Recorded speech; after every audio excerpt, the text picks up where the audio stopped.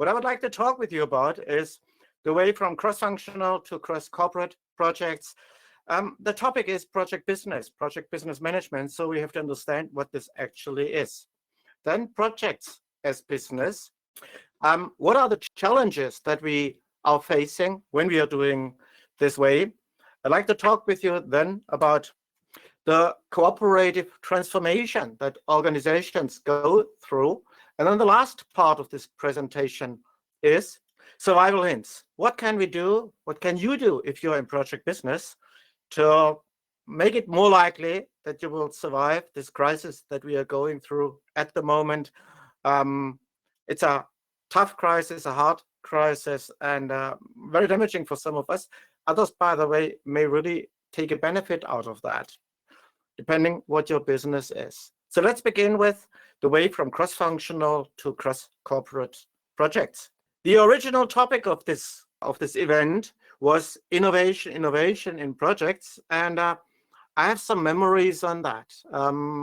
25, 30 years ago, a bit more than that, I was in project management in organizations, and what we normally had was something like an R&D department there. The R&D department made, obviously, research and development, and it was practically all happening inside the protective walls of the organization. And inside the organization, there were even more protective walls, the R&D department, which was only accessible for people who were authorized to do that. Now, if we look today how research and development is done, how innovation is done, we will find a major part of that has meanwhile broken through these protective walls of the R&D department and also of the organization. A lot is handed out to external providers. In some industries, it's a very interesting observation that some parts of the industry have followed this path, others have not so much. An example is pharmacy, which is at the moment very important with the corona crisis, of course. Traditional pharmacological development is still mostly done in this 20th century way. It's mostly done internally. But as soon as you go to biochemistry, use of microbes, of yeasts and bacteria to produce new drugs, other stuff, you find it's handed out to external companies, to contractors. So this is now far more project business, no more so much internal project management. Organizations have to do today to stay upfront, to stay at the edge of development. And if you look at the many things that we have, you can't do it alone anymore. So there is indeed a trend towards more project business, which is changing how our project teams are working. This is the more traditional understanding of a project team. We have a cross-functional organization here, a cross-functional project inside an organization here. We have several divisions, departments, business units, and the team is made from people from these units. Yeah, they are temporarily assigned to a project. Often they have to do things at the same time, work for the functional department, division, or work for the project. And it's one of the difficulties we have in internal projects. Internal project is not a simple thing. It is a difficult task. However, now with cross-corporate projects, the tasks get even more complex, because on top of the cross-functional dimension, we have a cross-corporate dimension. Now we have a customer, we have contractors. In my example, 2 of them, and one of them has subcontractors. So this contractor on the right is a prime contractor, and teams come together from different organizations now. Some may bring more people in, some may bring less people in, but the project is no more just a cross-functional activity. It is a cross-corporate activity now. I wanted to understand this better. And a bit more than 3 years ago, I made a survey on that. I asked people, what is your observation on trends in make or buy decisions? Is the trend more going towards more make or towards more buy? And I asked the second question, what is your expectation for the future? Where do you believe is this tending towards? And if you look at the diagram, you see on the left-hand side, is the number of people who said the tendency goes towards make decisions. On the right-hand side, we see people who said, no, it's more going towards buy decisions. And there is more on the right than on the left. They had a area between -3 and +3 to give answers here. And the average for the past is +1.3. For the future is +1.0. And by the way, I can break this down for different regions of the world, small projects and large projects. And wherever I look, it's the same thing. There's not a single exception where people said, no, it's more towards make, not so much towards buy. If a make or buy decision is made in an organization and the decision option taken is make, this means this will become an internal project. If the decision is to buy the project, partially or in full, the work results that are needed, and other things, this will be a customer project, a customer-facing project, as some people say, a customer project for one or maybe more contractors. And we see this is the tendency. It's a measurable tendency. I made another survey, and I made it 3 times, 2015, 18, and last year again, and asked people, what type of project are you currently managing? Or have you maybe just finished? Some of the respondents at the moment are between 2 projects. So what was your last one? The red bar says, my project is done under contract for an external paying customer. And we say it's repetitively over 50%. Internal projects are rarer, about a third, maybe a bit more than that. And some have a different setting. So that's the yellow bar here. Not every project fits into this distinction, customer project, internal project, but the majority do. Over 90% obviously do. And of these, more than the half, maybe not quite 2/3, but more than 50% is done as customer projects. The majority of project managers today is in customer projects, not in internal projects. So we put those 2 surveys together. We see more procurement is done by customers. More project managers are working for contractors. So project business is a growing field, a growing discipline, and we have to do more for that. By the way, that's the reason why we founded the Project Business Foundation last year, to help project managers, help organizations in this field, because the traditional project management associations are not really interested in this field. If you're in project business, you have some very specific challenges. By the way, when I say you have, maybe I should say you had, because on top of that now, of course, we have a crisis, we have Corona crisis, which is changing a lot, and we have no idea what things will look like when we hopefully have an end of this crisis in the future, hopefully near future. So this is still a bit history, but for some organizations, it's still today's reality. One challenge here is that we have different lifespans or life cycles, depending on what word you prefer, how we make benefits, how we generate benefits for an organization. This is the classical understanding of an internal project. You have a project, at the end it has some kind of delivery, and with the delivery, the project is finished and benefits can be realized. This is what you normally find in literature. Almost all books on project management assume this single delivery. I think the majority of projects today have staged deliveries, which means the delivery is not just a single one. There are several deliveries, one after the other, and the project ends with the last delivery in here. Benefit realization and the project lifespan can overlap to some degree here. The benefit realization lifespan, most of that is still in the future. Most benefits are still realized in the future. So if you look at a customer from a customer perspective, project business means to talk about an internal project, not internally performed, but an internal project.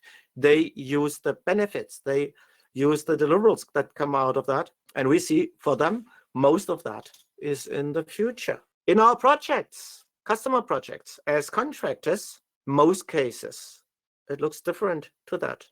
Benefit realization for the customer is in the future. For the contractor, it's in the present. It begins with the first payment from the customer, and it ends with the last payment. Maybe the contractor organization will have some future benefits. It could be monetary benefits with something like a service contract or so. It could also be, of course, be non-monetary benefits, like having a reference customer. But most of the monetary benefit, at least for the project, comes during the project itself. There are some exceptions. Here's an example for that. That's a freebie project. You have a company that does a free customer project. At the end, there will be a deliverable, and from this deliverable, they get their payments back. They invest into their customer and later get the money back.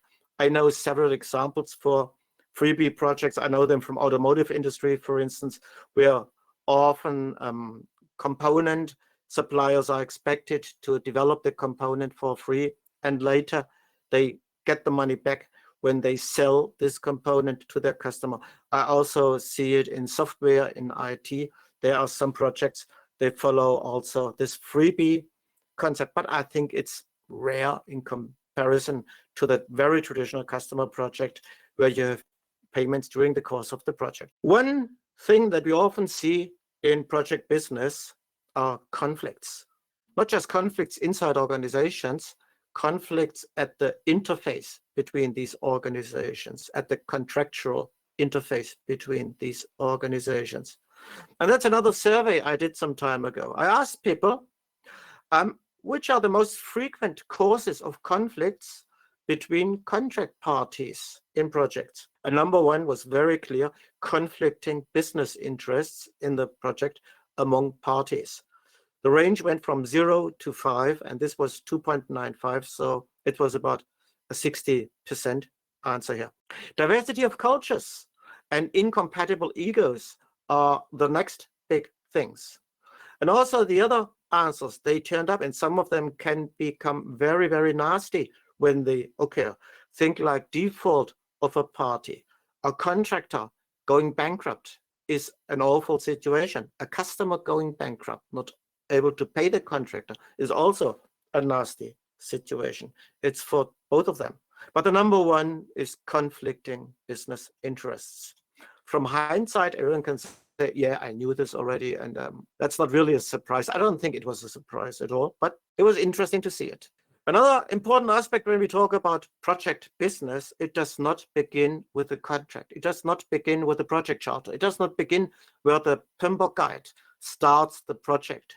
It begins much, much earlier from a buyer side, from a perspective of a future customer. On the left end, it's still not the customer, it's just the buyer. But it begins with the make or buy decision. When buy has been chosen, then project business begins for them. For different sellers who are asked to send an offer to the customer, a bid, a proposal, a tender, whatever you want to call it, it begins with the decision, yes, we will send out an offer. The offer, no offer decision is the moment when project business begins. In my example here, seller 2 and 3 lose this competition for the business. So for them, project business is over with the contract. For seller 1, it goes on. And now there will be a customer project on the side of seller 1 and an internal project on the side of the buyer. A problem that this life cycle giving us is, what do parties focus on in these different phases? Before we have the contract, a very common situation is a focus on competing between the organizations. There's competition between the different sellers. Each of them wants to have the business with a customer. Also on customer side, there is some competitive behavior. I want to get as much delivery, as much service, the best service, the maximum amount of deliverables for the least amount of money. And of course, the seller has the opposite intention. So there's also competition between buyer and the sellers. And it's very much driven by competition. And in some environments, like public services, it is even by law that there has to be a lot of competition here. When the contract has been signed, things are changing completely here. Now it's no more about competition. Now companies have to cooperate. They have to work together. to complete the project successfully. We will see later an example of a project where there was not enough collaboration, cooperation, and communications, and that was the reason why a project failed at the interface between the buyer and the sellers. And then we have these situations turning up over time. That's a project supply network, similar to a supply chain in manufacturing, but much less orderly. We see project supply networks evolving. We have a customer here, and we have, again, contractors. One of them is a prime contractor, the first tier, and the prime contractor has subcontractors. Prime contractors have very specific problems again. The problem is, at one side, to the top here, you are a contractor. You are the contractor to the final customer. But at the same time, you are also a customer of subcontractors here. So you are sitting a bit between these chairs, and it can be a place which can be very profitable and very satisfying to sit there. What I see more often at the moment is it is very difficult, it's very risky, and it's not very profitable to sit there because you get price pressure from the customer trying to reduce the price, while at the same time subcontractors get more expensive and more expensive over time. And you sit in the middle and your margin gets smaller and smaller. Project managers in internal projects and customer projects, it's different. Here an example, a list of differences. What do project managers have to take care of in internal projects? On the left, that's the blue column, and on the brown column on the right, in customer projects. And you see this list is long. I have a second page here. It's still the same list, just the bottom part of the list. And we see this is really a lot. In the end, condense it, I think, to three main challenges for a project business contractor, for a project manager in project business. One thing is you want to do the project with a happy customer. But the second is the project needs to be profitable. And the third one, often overlooked, you have to take care of liquidity. Cash flow is important. In many customer projects, the contractor lays out money for the customer. When will the money come back? Will it come back at all? What happens if the customer does not pay or pays late? Liquidity, it can be a huge problem, particularly in project portfolio management, when you not have just one customer project, but may have 10 or 100 or even more. Who knows how the liquidity challenges add up over the entire portfolio? I'm in contact with an electronic company. They have worldwide several thousand concurrent customer projects. And after 30 years in the business, they begin now to develop a software solution which gives them information about liquidity today, and even more important, liquidity for next month, week, the month after next month, and so on. Where are they heading towards? What happens with liquidity in future? They have no knowledge about that for their entire portfolio, and it's a dangerous situation. Companies rarely go bankrupt because of a lack of profitability. It's the liquidity that sends companies into insolvency. By the way, the colleague on the other side, on the customer side, has also different problems compared to the colleague, to the project manager who works with internal teams. And you see the table here is long. And again, I have a second page for this table and the second page with 2 pages together. Both are have the same length. They are both very long and very, very difficult.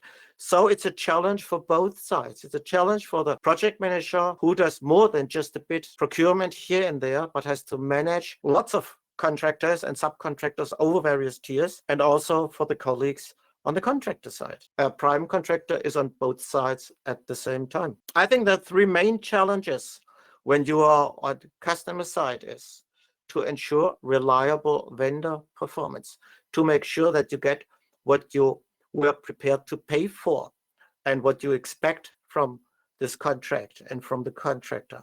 Then get VIP grade service. If the contractor sees something that you should know, you expect the contractor to tell you about that. And the last thing is network agility in the supply network. Agility, you have new ideas, new challenges, you need to change something in the project.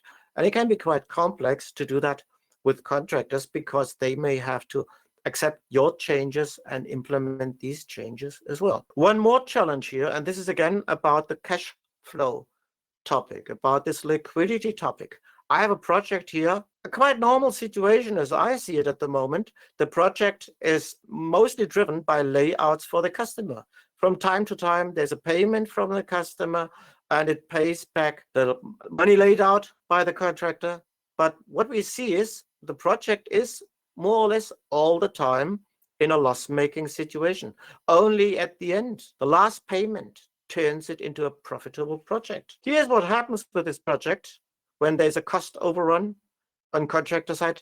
Maybe it's a fixed price project, so the customer will not pay more for that, but the customer may also pay later, because often these cost overruns come together with delays. We know it all from project management. And now we have a project here which is late, which is loss-making over its life cycle, and at the end, the loss is not turned into profit. There remains an actual loss. So that's what we see quite often in projects. I asked portfolio managers in companies that do customer projects, how much of these loss-bringing projects can your company survive? Can it really bear? How many loss-making projects would be enough to bring your project into your company into insolvency? And a typical answer I got was 10%. More than 10% loss-bringing projects would mean that the entire company is turning into a loss and possibly finally into insolvency. And that's what we see here. These are just news of the last couple of months about organizations running into troubles, into insolvency, and wherever you look, failed projects, failed at the interface between customer and contractor, and there is a lot of them. Project business means high-risk business for all parties involved. The reason is easily explained. As in every other project, we have project risk, but on top of that, we also have business risk. Most practitioners are uneducated in project business management, which means they learn project business management through trial and error. There's a problem with trial and error. Trial in customer projects is expensive, and error in these projects even more. So that's where we are today. We need more, we need better education. By the way, we need special software for that. We need more literature for that. We need academia with research and other things. Another thing we need is a cooperative transformation. What do I mean with that? NASA gives us a very good example for that. This is the Mars Climate Orbiter. This was a probe sent in 1999 by NASA to Mars, and it failed. And the reason for failure is very simple. NASA was the customer. We have a contractor here, Lockheed, and Lockheed and NASA used different units for measurement. In this case, for thrust measurement, thrust of a rocket. NASA has at all times used metrical units. That's their tradition. They were founded by a German, Werner von Braun, and he could not work with US customer units. So he made NASA right from the beginning use metrical units. Lockheed used US customary units. They considered it to go without saying that in the US you use customary units, pound seconds, where NASA used Newton seconds. 100 Newton is 22.5 pounds. So it's quite a difference. So what happened? Instead of turning into an orbit around Mars, where this probe should then measure atmospheric events and changes and so on, the probe probably passed by from Mars. Maybe it ran into Mars. More likely, it is somewhere now on the way out of our solar system into open space, and no one knows. No one really knows where it is at the moment, but this was the reason: miscommunication. And organizations like NASA and Lockheed have a lot of communications with each other and don't have problems like that. I think there are several reasons for communication problems. One reason is simply time and resources. We know how much time it takes to communicate. We see now with events like this one, we have more attendees than we would have normally. And one reason is people have to stay at home and have time to communicate. In 1999, they didn't have that time. It may also cost money. Today, it has become very, very cheap. But in 1999, communications were far more expensive. Then goodwill and trust. Open communications is something you do with people who you trust. If you don't trust people well, you will think about what to communicate with them and what not. You will expect goodwill from the others, and you have to bring goodwill to them as well, and a lot of trust. So you need trustworthy people, by the way, and trustworthy organizations. Legal implications. I had this in the past, not only once when I worked with American organizations, with British organizations, particularly. The legal implications of too much communications can become very, very tough, because the things that you send in an email, send in a letter, somewhere else in writing, the things that you send to the other party may turn up again later if there is a lawsuit. And of course, power distance can be a big, big topic here. That's very much a cultural thing. There are cultures where contractors and customers are seen on eye level. I think it's mostly the Western culture which generally assumes a customer and a contractor are on eye level. Not everywhere, by the way. Okay, there is a customer, and that's more on top, and there are contractors. They are positioned lower, and the customer tells their contractors what to do, and they just have to do that. And in some of these cultures, it can be considered a lack of respect to tell the customer, hey, you have a problem there. There's a risk here. We have to take care of certain things. So power distance, respect over hierarchical levels may also be a reason for poor communications. NASA went through a transformation. At the end of the 20th century, they had a lot of failed projects. There was a series of failed projects. The Mars Climate Orbiter was just one of them. There was a polar lander and many others, and they all failed. And they asked themselves, what is the reason for that? There was a report made on that, and the quotes we see here are taken from the report. NASA followed a paradigm called faster, better, cheaper. NASA wanted to be like a company, and faster, better, cheaper was what they interpreted as typical priorities in organizations. One problem with this old paradigm is it is 3 priorities, and different people may see these priorities differently. If you take someone from finance department, the person may say, of course, cheaper is the most important one. We have to be cheaper. Then you have a quality department. They may say better is more important. And then the project manager may say, oh, we have a deadline. We need to be faster. So when you have 3 priorities, you have no priority at all. NASA said we have to change that. And they replaced it with a new vision, which they called mission success first. I think it's a very interesting thing they did here. They replaced 3 priorities with just 1 priority.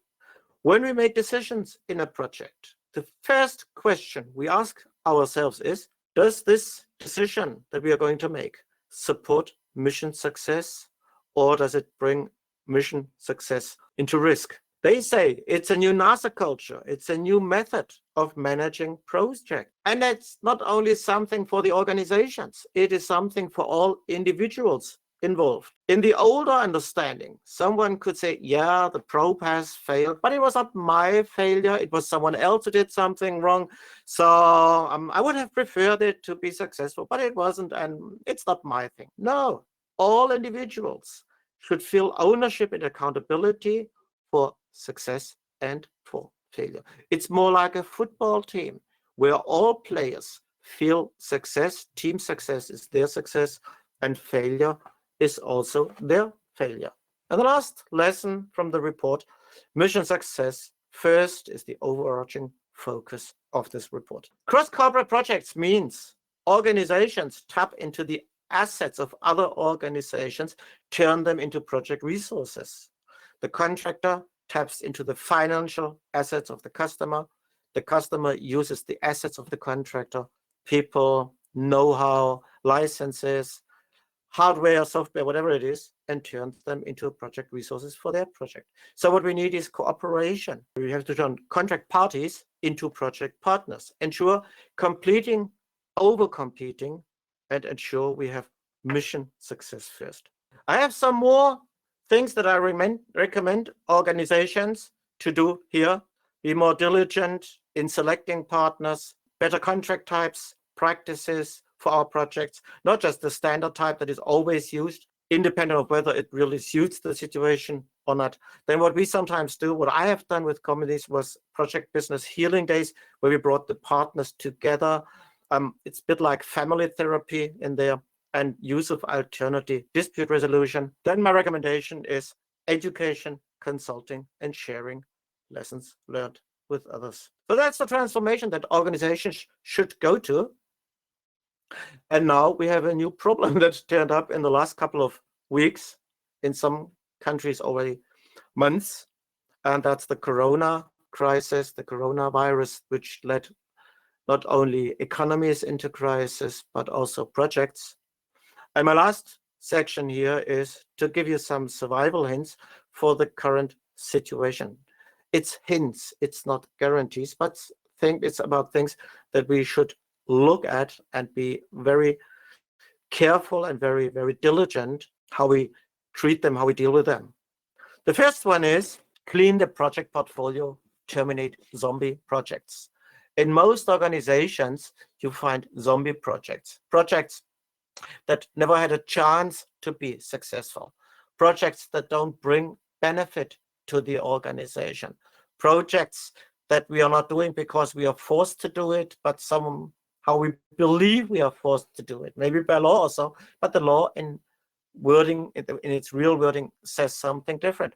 Often we have projects like that we don't really like, and that often have no chance of being successful. Clean the project portfolio. Take care of the health of your people. Another very important thing. Your people, your staff is an asset that you have, not only a cost factor. In the time of crisis, we see in many organizations that staff is cost factor only. We hope the crisis will be over soon, in not too far future. And then you will need your people again. So take care of them and take care of their health. Be careful with whom you do the business. That's something I recommended companies and people for years anyway. I think now it's getting even more important. We have people around who try to get a benefit out of crisis to your disadvantage. We have people out there who have no moral compass, who do not follow a code of conduct or other things. By the way, the Project Business Foundation has a code of conduct for project business. It's now more important than it was in the past. Study your contracts. An interesting observation I made is that very often project managers don't know the contract they're working under. This contractual issue is a big issue because it is their job to ensure that the contractor is in compliance with the contract. Maybe the project manager has never read it. Maybe the project manager read it and didn't understand it. Yeah? And again, it's a problem which is more a problem in Anglo-American law than in Central European law, for instance. I know that Anglo-American law contracts can be 3 times, 4 times as long as we would have it in Germany here. So it's and the language is more difficult there. Yeah? In any situation, you have to study that. Take care of your liquidity. Many organizations have no inflow of money at the moment, so they live on their substance. They have to take care that they are not running out of money here. By the way, when I say organizations, it's also true for self-employed freelancers, of course.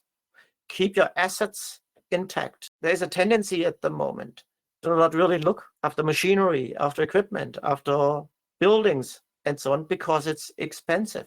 But when the crisis is ending, we will need these assets again and nurture your networks. I believe if you look at crisis in the past, wars, diseases, whatever it was, those people were most successful to survive them who had strong and well-working networks. The tendency of many people is different. We see a lot of isolationism coming up again, fiefdomism coming up again, nationalism coming up again. In organizations, we see organizations that don't take care anymore of their business partners, of their contractors, customers, and so on, just look after themselves. In the short term, they may be right. In the long term, I think if you look after your network, if you take care of others, you have a higher chance, higher likeliness to survive a crisis like that.